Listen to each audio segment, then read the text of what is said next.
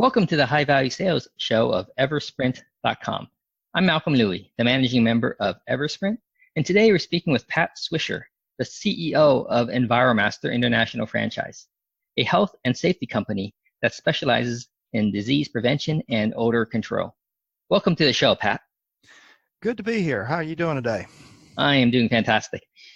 Pat, you grew your company's revenue from $4.1 million in 2014 to $16.7 million in 2017, a 305% increase. Before we talk about how you grew your company so fast, can you briefly share what your company does beyond my quick intro and how your company differs from the competition? Well, absolutely. First of all, we don't have any competition, which is highly unusual. I founded the hygiene business back in 1983 with a company called Swisher International, which I later sold in 2004. I started Enviro-Master in 2009 in the health and safety industry, and we really have no competition, so we're kind of unusual in that regard. All right.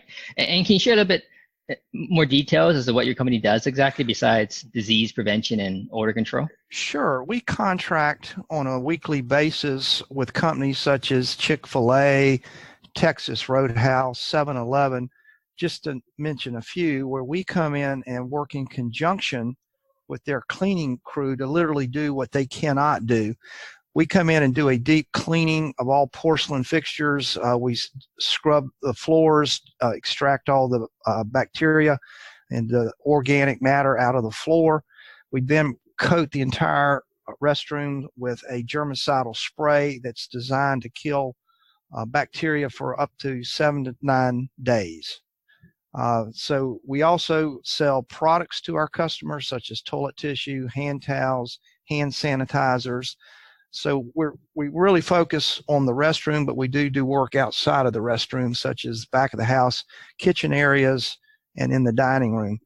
We also provide our disease prevention service for daycares, schools, places such as that, where we come in using an electric static sprayer to coat all the surfaces, such as a daycare, the tables, the chairs, the toys, so that things that people touch have been coated with a germicidal spray that is harmless to humans, but very effective in stopping the transfer of disease. All right, fantastic. Now, you said before earlier that you don't have any other competitors out there. Why is that? How are you different that you don't have any competitors? Well, if you look at the marketplace, we're the only company that offers the service that we provide.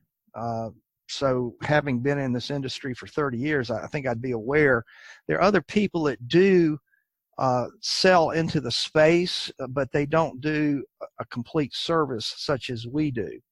They will sell toilet tissue, or they'll sell hand towels, they'll sell soap, but they don't package it with a service such as Enviro-Master does to make it cost efficient for the customer. I see. I get it. All right. So, but it sounds like you have a long ways to go before you penetrate the market fully.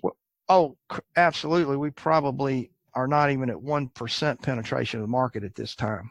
All right. And that's the thing that's kind of unique about us, is the market for our products and services are so big. I've mentioned just a few companies such as 7-Eleven. We work in the convenience store space. We service Circle K. We service 7-Eleven. We work in daycares. We work in restaurants, on and on and on. So anybody that's got a public restroom facility is a potential client of ours. Right. And do you have a range of clients? It could be a small mom and pop convenience store that you'll do work with, or do they have to be larger regional? We do everything from a local mom and pop to a national chain such as Texas Roadhouse with 600 locations. We currently service 30,000 locations a week, so it's all across the board. Okay.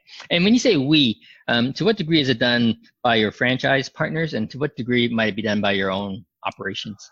Well, we're a franchise organization, and we're 100% franchise. I believe if you're going to be in the franchising business, you need to focus on supporting your franchisees and not focus on company operation. And a lot of companies do that, and certainly they do it well. But my philosophy is I want to be a franchise support organization from head to toe.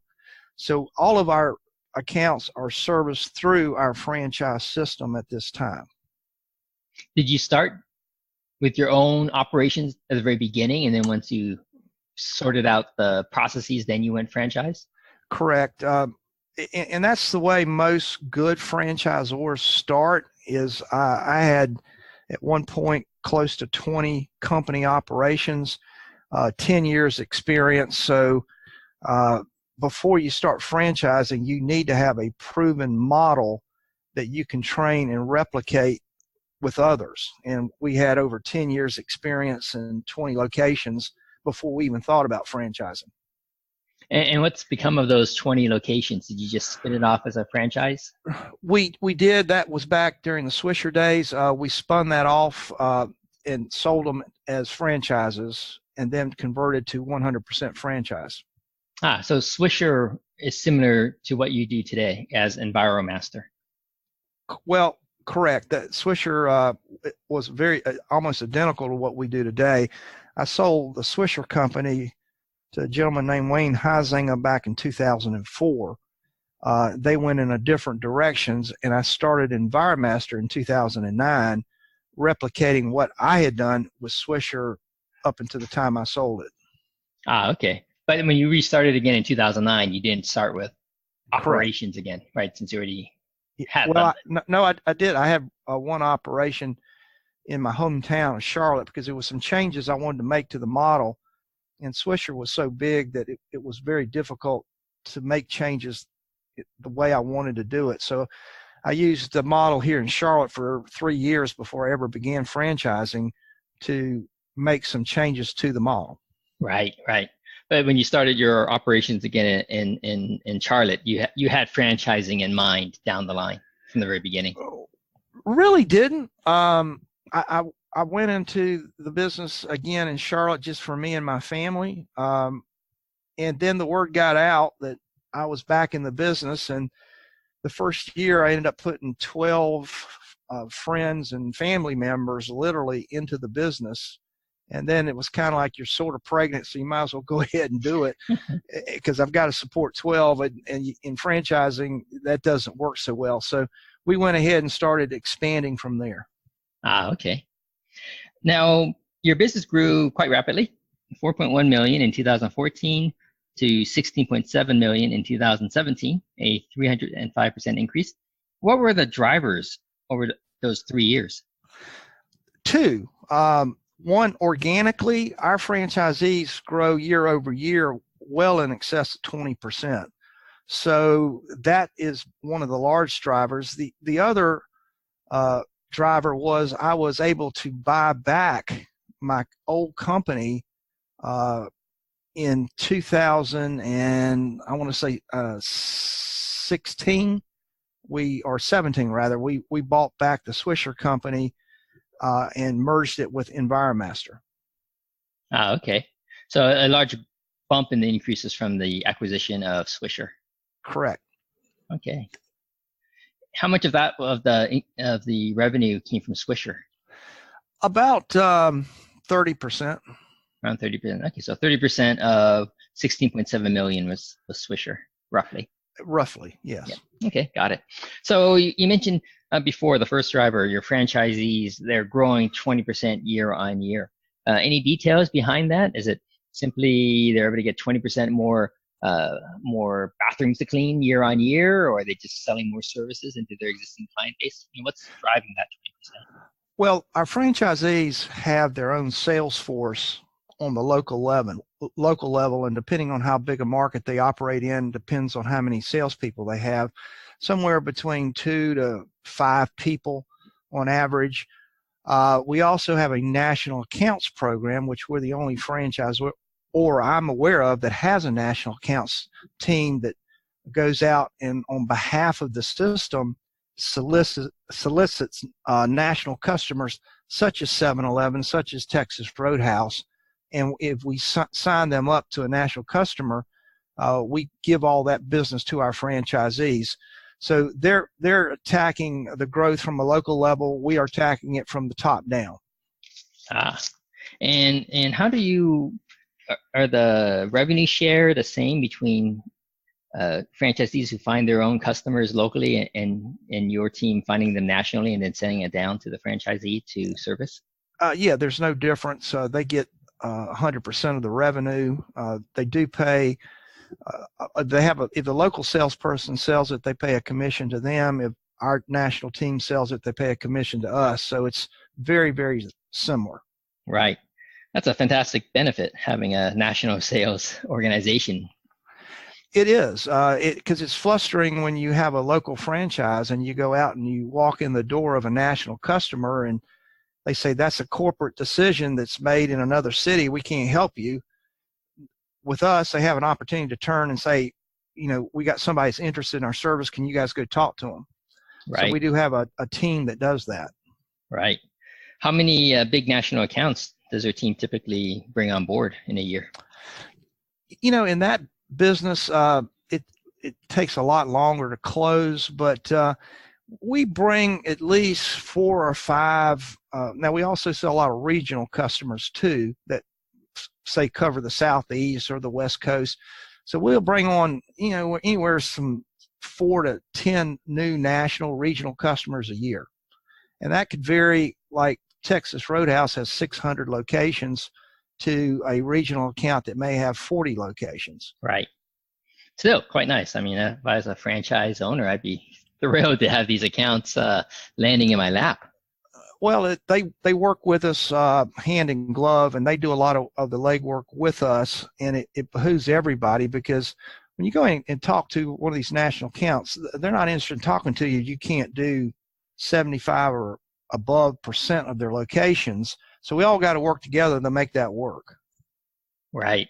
So when they look to bring on board your company to help with keeping their facilities clean, they're really talking about all in, right? They're not just starting with one branch. And oh no, when we're talking to them, a lot of times we already have a relationship with them on a local level, and they know who we are. But we can bring to them a lot of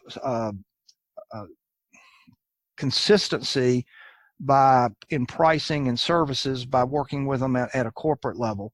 So what we're able to do is go in and because a lot of our franchisees, let's say there's 5 or 6 franchisees enjoying the local business, they're all doing different services, selling different products and different pricing.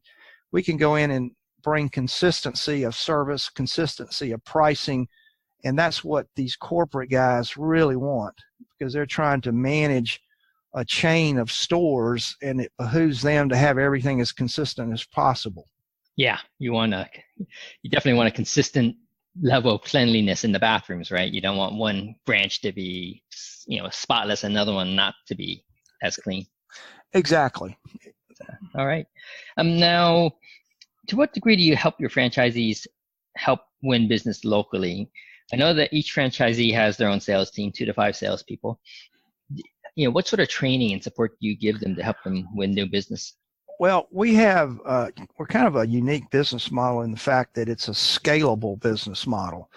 What a franchisee does year 1 is totally different than what he should be doing in year 5. The franchisees that we are interested in usually have their white collar guys. About 60% of them have MBAs. They're highly intelligent guys, and we're looking for them to scale this business and build a team, because it's the nature of our business is what we refer to as a low dollar, high volume business, very similar to, say, cable TV or mobile phones or insurance, where the customers are paying a low dollar, but it's a reoccurring revenue model. So that means that they have to have the managerial ability to build a team to scale it, so that they can manage the number of potential customers in their market. Most of our larger franchisees are managing in excess of 30 employees with a customer base well in excess of 1,000 customers they service every week. So that's what we're looking for. That's the kind of skill set the franchisee needs to have in order to be successful in this model. So you're not going to bring on board a franchisee who doesn't have experience building teams, essentially. Yeah, correct. Because the key to this business, like I say, is being able to scale it. And if you can't recruit, hire, train, and manage people, that you shouldn't be in this business. It's not a standalone where the franchisee does the work and drives a van and doesn't have to worry about hiring anybody. It's totally opposite of that. It's a scalable business model. Right. Now, what are your minimum criteria when you look at a franchisee to bring on board? I mean, do you require them to have owned a prior business where they have built up a team? That's like one of your minimum criteria. First of all, they need to have a minimum operating capital of about $300,000. Number two, we give them a personality test to see if they have the right personality traits that we look for. And then we look at their background to see if they've been successful in their career up to that point. Those are the three things that we really look for. We got to make sure we're a sales organization. They need to be extroverted.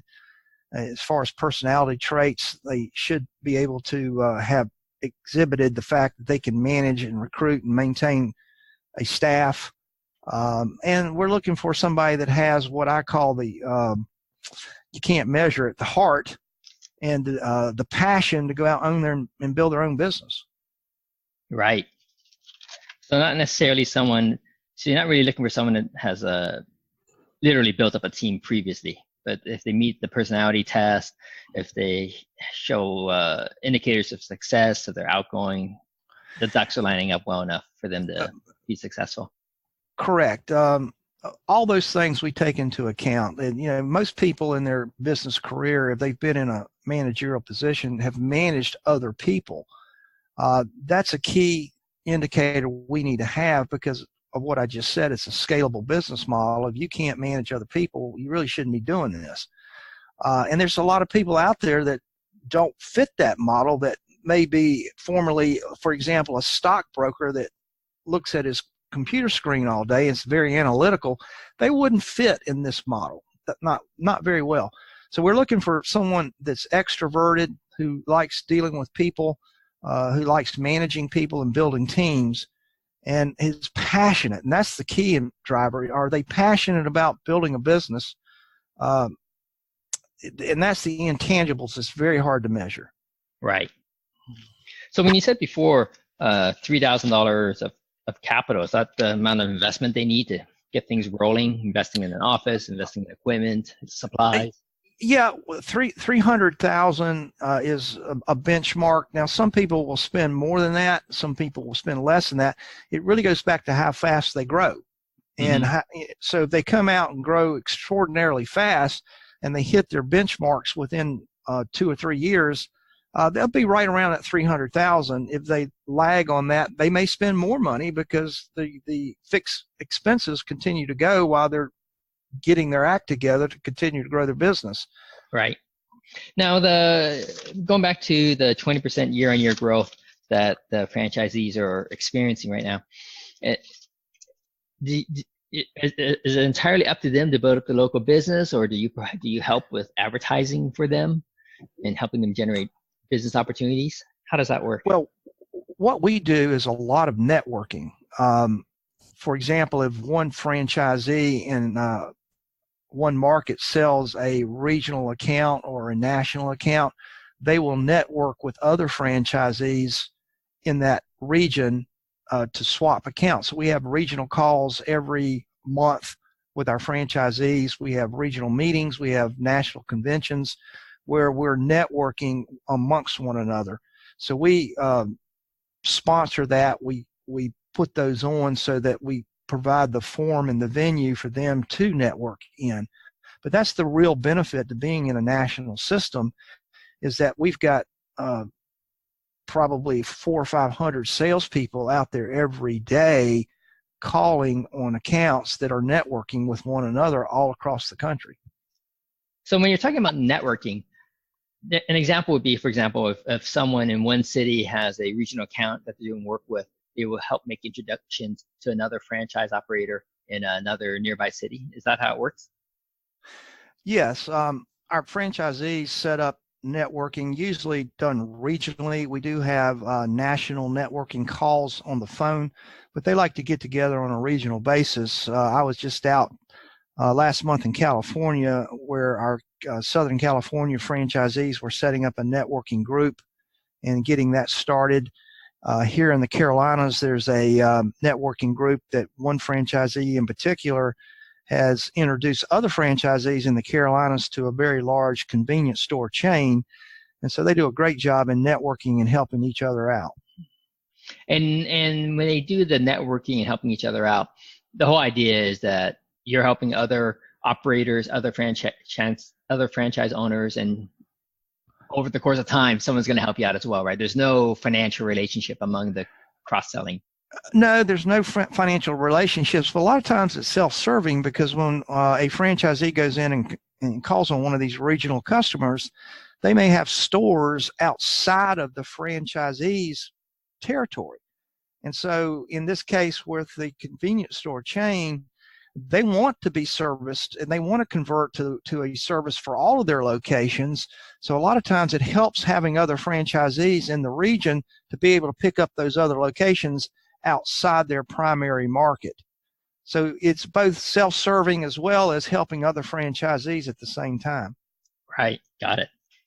Now for Swisher International, you mentioned how that was a chunk of your revenue increase over the past few years, from 2014 to 2017. What was your thinking behind buying back Swisher, and how are you integrating it into your business? Well, the people that bought the company from me back in 2004 went in a totally different direction. Our focus up until that point had been, we wanted to be an expert at what we did and not try to do and be everything to everybody.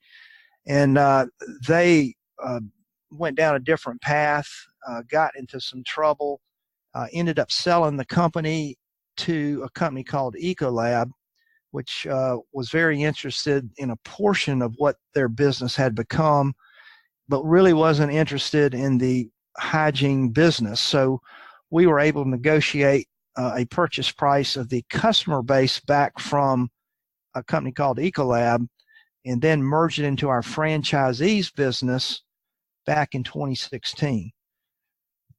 Okay. So the customer base is already doing work through Swisher, having Swisher people come in and clean the facilities, and it was pretty much now your franchisees doing it for them. Correct. Obviously, I kind of knew what was going on with my old company and what services they were providing and how they were providing it. So it was pretty easy to integrate it into our company and overlay it, because we were doing the same services. It was more just changing the branding than anything else. Right.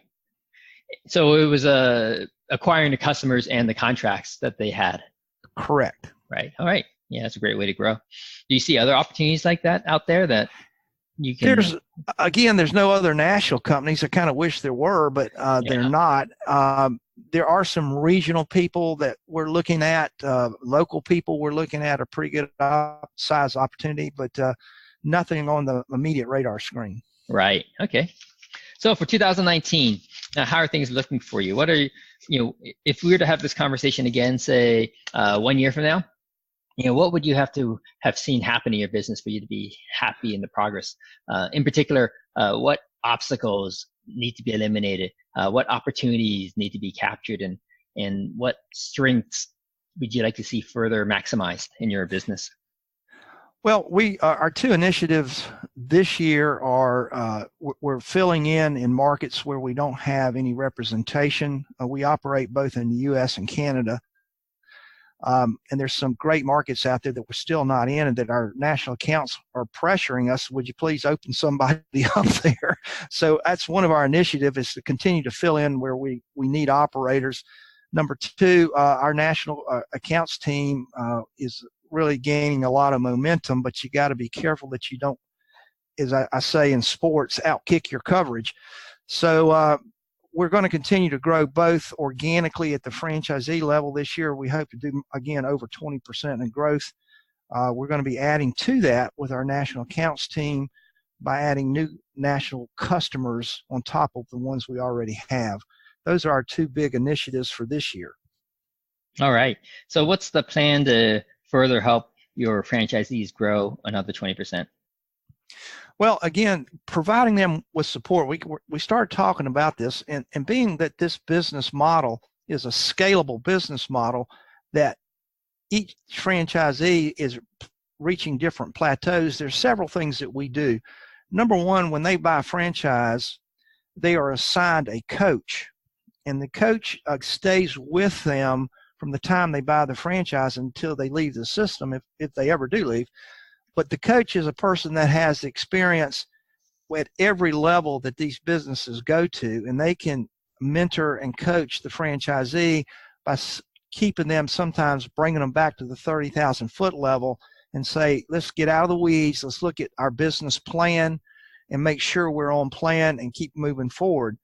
So that's one of the things that we provide. We'll work with them to put together a business plan, keep them on that business plan, mentor them and coach them on a local level. And then, of course, we've talked about what we do on the national level to overlay accounts that they can't get on their own.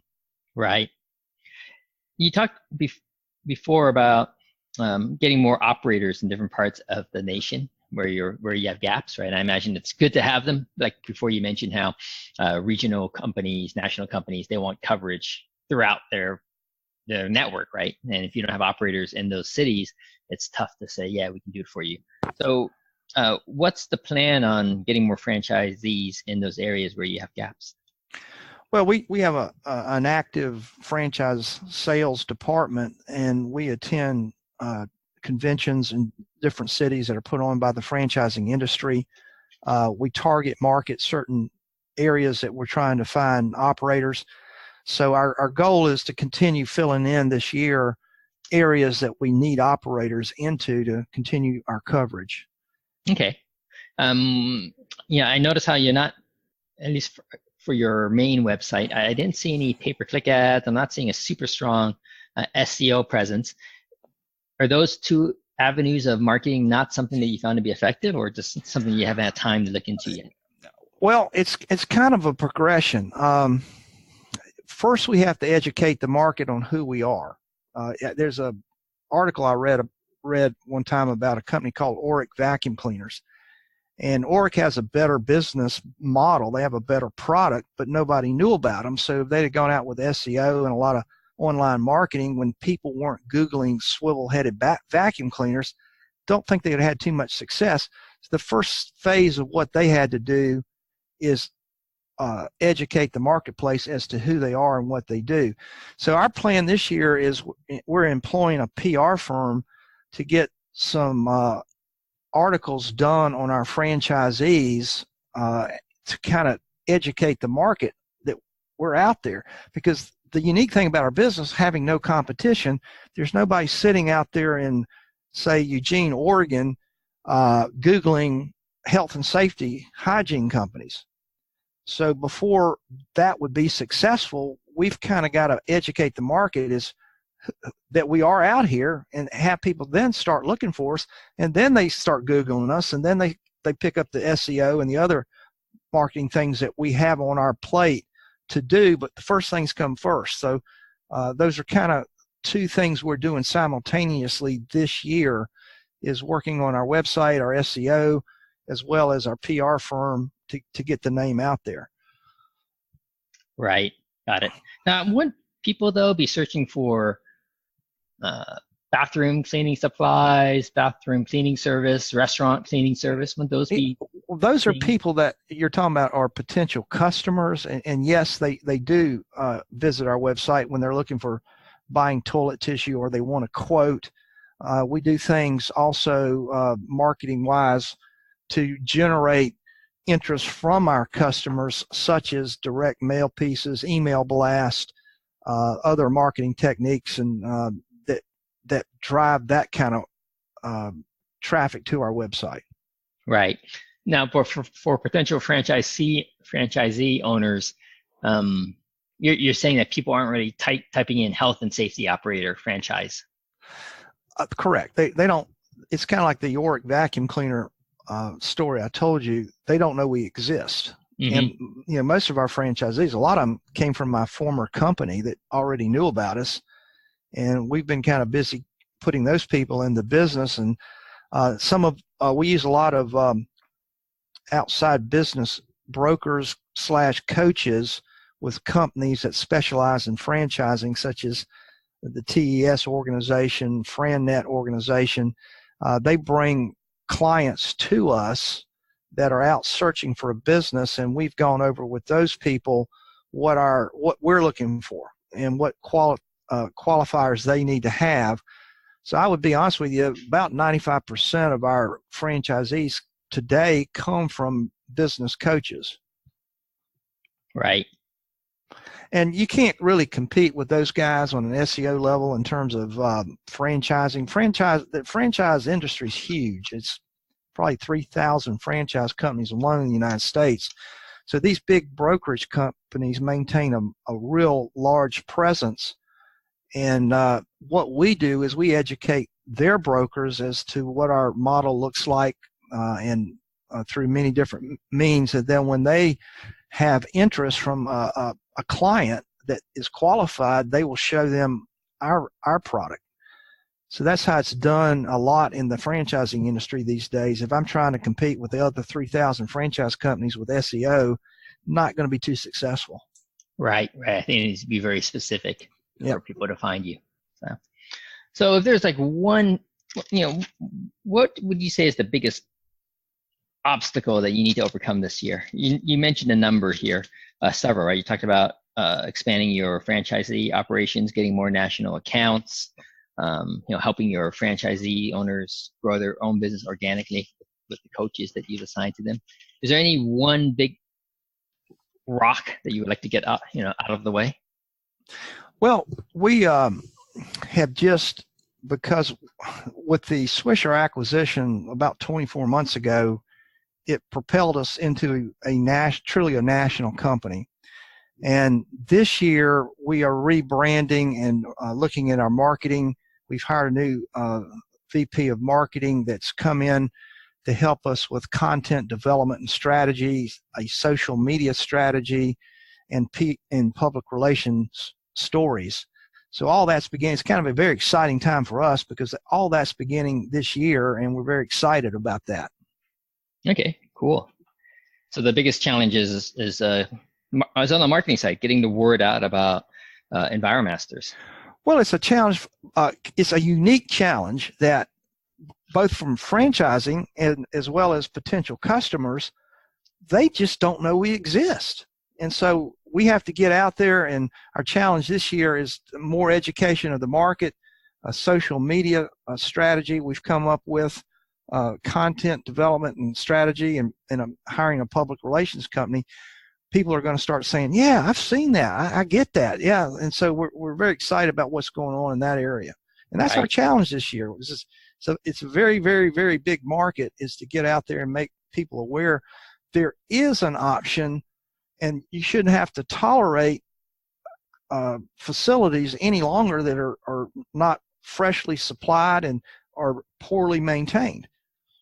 And it's a real big thing to our potential customers, because they realize it's their brand and is a reflection of the restroom, is a reflection of their brand, and that's just not acceptable any longer when there is an option out there. So it's our goal to make sure they know there's an option, and we will take care of their brand if they'll give us an opportunity. Yeah, definitely. I mean, every time I go into an establishment's bathroom, if it's not very clean, it doesn't reflect positively at all on the company as a whole. Well, it was interesting. We attended the convenience store national trade show out in Las Vegas last spring, and the tagline for the entire show was "Clean restrooms mean business." Yeah. They get it. And if you see what's going on, particularly in that industry, where the new convenience stores realize, hey, pumping gas is great, but we want people to come inside, because if they come inside, they're going to buy something. And what attracts them to come in, and I've talked to people all the time about this, is they have certain places they stop when they're on the road knowing that they have clean restrooms. Oh, So yeah. those guys have figured it out, and they are capitalizing on that, and we're helping them do that. Oh, yeah, definitely. When we go on a road trip, if we have a choice between stopping by a McDonald's and some mom and pop shop of any sort, you go to the McDonald's, right? Because you have an idea of what you're going to get there. Oh, absolutely. And it drives positive customer experience, increases customer loyalty. Our customer base understands that, and that they're looking for ways to have that happen, and we're one of the solutions for them. Yeah. This is probably a topic for another conversation, but I recall someone doing a study, perhaps not a super scientific study, but they did a study where they measured how much paper towels are dispensed in the bathroom, right? Some bathrooms, they only give you a sliver, right? And others are very generous. And they found a correlation between those companies that are generous with the paper towels and overall customer satisfaction of the experience, as opposed to those that are really, give you just, 2 inches of paper towels, and you have to stand there to get like 10 pieces of paper to dry your hands. Correct. And we see the better companies out there are well maintained, well stocked, and they realize it's their brand. And the interesting statistic, the National Restaurant Association, which is one of the largest trade organizations in America, they survey customers every year. And we're talking about people like you and I that go visit McDonald's and TGI Fridays and all the other ones out there. And they interview customers, and they say, what's the number one thing, rank 10 things most important to you? And you would think it would be food, menu items, quality of the food, price of the food. Year after year since I've been in this industry, the number one concerns of the patron of the restaurant industry is the cleanliness of the restroom. Because you and I as patrons realize that if that bathroom is dirty and not stocked properly, probably the kitchen is too. And a lot of times we don't come back to those kind of places. So people are starting to wake up and say, I need to spend a little on my restrooms to keep them well stocked, well maintained, and clean. And with the economy roaring like it is, and it's hard to hire people and keep people, then we do the heavy lifting. We go in and work with their team to do literally what they can't do. So it's very, very appealing to a lot of these, particularly these national customers that are struggling with frontline help to keep people just trained to run the cash register, more or less how to properly clean and maintain a restroom. Right. A question for you about bathrooms and safety and cleanliness. Are paper towels better or worse than the electric hand cleaners, hand dryers? I'm going to answer that because I've been answered this question 100 times. You probably could not have anything more unsanitary than one of these electric blowers. I want you to think about this for a minute. Just use common sense. You're taking the air out of a dirty restroom and blowing it onto your hands. That can't be sanitary, right? Yeah. So all the studies that I've read, it sounded like a good idea. It became very popular at one point in time. I think it was sold based on, hey, you don't have to provide hand towels, which is expensive. You can save money. But at the end of the day, they're just absolutely not the right thing to be providing for people to clean their hands with. It does absolutely the opposite. Right. Now, have you seen studies that show if they actually save you money? Because there are electricity costs, there are maintenance costs with hand dryer versus paper towels that you just throw away. I would question that as well, as for the reasons you just said. The studies I've read is what I was talking about from a hygiene perspective. It's not very hygienic. Yep. As a matter of fact, if you ever watch people when they have restrooms that have nothing but those blow dryers, most of them are walking out wiping their hands on their shirt or their pants. Yeah, I do that. Yeah, they don't want to use those. Well, I do because it takes too long, right? You have to stand there for like a minute. Oh yeah. All right. So in terms of the biggest opportunities that you see, then it's just growing your franchise network. That's the biggest opportunity. Our biggest opportunity is to continue to fill out our franchise network and continue to grow our business one customer at a time. And when I tell you that we haven't even scratched the surface, we haven't. So there's huge opportunities for us in that area Of growing your franchise throughout the nation.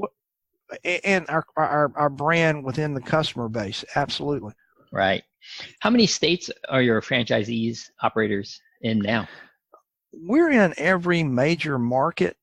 Where we target is metropolitan areas. At the end of the day, this is a route business, very similar to a commercial pest control company. A lot of people confuse us with the janitorial business. We're not. Our technicians run routes. They'll service anywhere from 10 to 15 customers a day, maybe 60 customers a week, something like that. But very, very similar. If you look at this from 30,000 feet, it looks a lot like a commercial pest control company. Right. So it's not like it's not like your guys are working nights and cleaning an office at the end of the evening. That's correct. There's hundreds of janitorial companies that go in, they vacuum, they dust, they empty trash cans, they work at night. We work during the day, during business hours, Monday through Friday, and we're going into only commercial accounts. We don't do any residential and work in conjunction, and it's a specialty cleaning niche that we have. Right. Got it. And how about what would you say is your company's biggest strength that you'd like to leverage further? I think our biggest strength is our franchise system. When we go out and sell a national customer, for example, we are a national customer. Our national customers love the fact that we're made up of individual owners, because an individual owner who's got a stake in a business is much more attentive than an employee is ever going to be to the customer. So it really is our strength, is that our franchise owners are in each one of these markets. It's their business. They have a stake in it with us, and they take care of the customer better than any employee is ever going to take care of a customer. Right. Got it.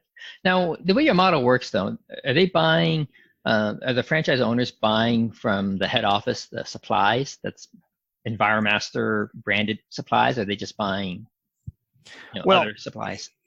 In any franchise system, you have to have consistency. So when we advertise to our potential customers and we tell them that we use certain products such as germicides that have certain kill claims, we've got to make sure that everybody is using the same materials and is trained on how to properly use those. So yes, they do buy through us, but let me tell you the difference between a good franchisor and a bad franchisor. A bad franchisor has never operated businesses and has no empathy for franchisees and the fact that they're trying to make money. I have, and I know what it's like to be out there and try to make my margins and try to make money.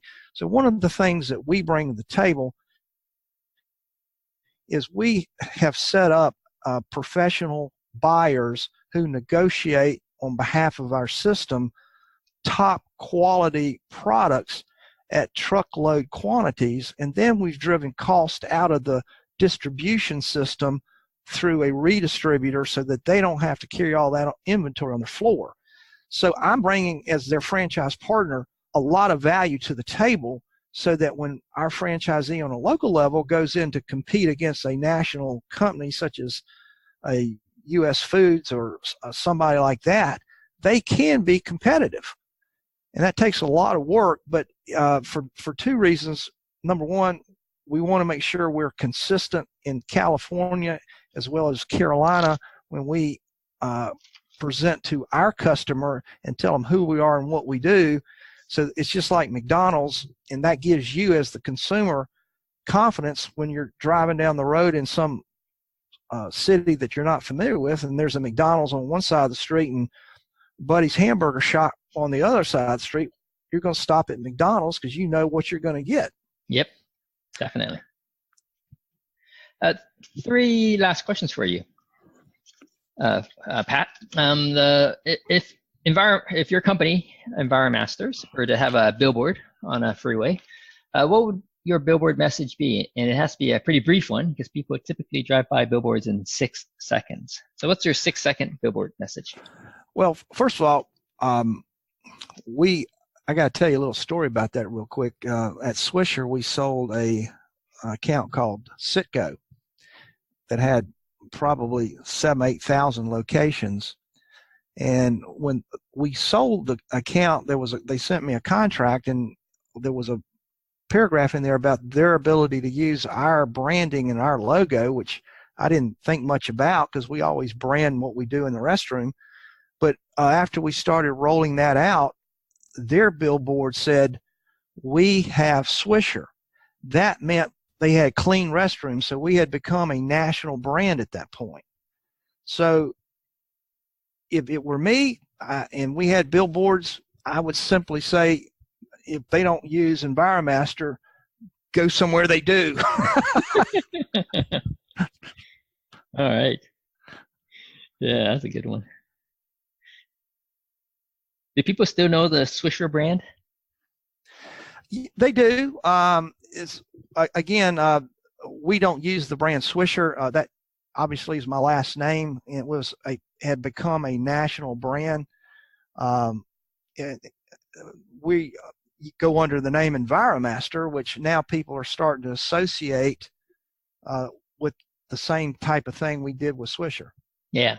Well, a Swisher, even though if you said it by itself, you wouldn't think about it so much as a cleaning related name or word, but in the context of what the business did, Swisher is pretty good. Yeah. Just I always told people it was kind of my destiny to be in this business. Yeah. All right. 2 last questions.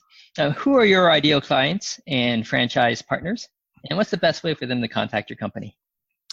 Well, our ideal client, again, we service every type of manufacturing facilities. We service office buildings. We service daycares. We service restaurants. So it's really the client is somebody that recognizes the fact that they want to protect their brand. And in today's environment, it's not good to be on TV because your store was closed down because of norovirus, right? So people that want to protect their brand and they want to make sure that they have the cleanest facility. We're a national customer for a company called Chick-fil-A, and they get it. They understand that it's their brand. They understand how important it is to be absolutely spotlessly clean to their customers. So those are the kind of people we like to partner with in terms of customers. Our franchisee, we're looking for somebody that has a passion, that wants to build a business, who's somewhat extroverted, has a little bit of management background, and we can take those kind of guys that are passionate and turn them into very, very successful operators. And just to give you an example of how big these things can become, my largest franchisee ever was over $40 million. So they can get very large. So we're looking for some people that do have some talent. That's a pretty significant business on their own. Exactly. So, Pat, it's been awesome having you on my show today. I really enjoyed hearing how you grew your company so fast. Well, thank you, and I enjoyed it, and feel free to call me back. I definitely will. I imagine a year from now that we might be having another conversation to hear how your business has grown even further. Feel free to give me a call. I enjoyed it. Thank you. All right. We've been speaking with Pat Swisher, the CEO of Enviro-Master International Franchise, about his company's rapid growth. For interviews with other fast-growing, high-value sales companies, or to learn how we can accelerate your firm's high-value sales through automation, visit eversprint.com.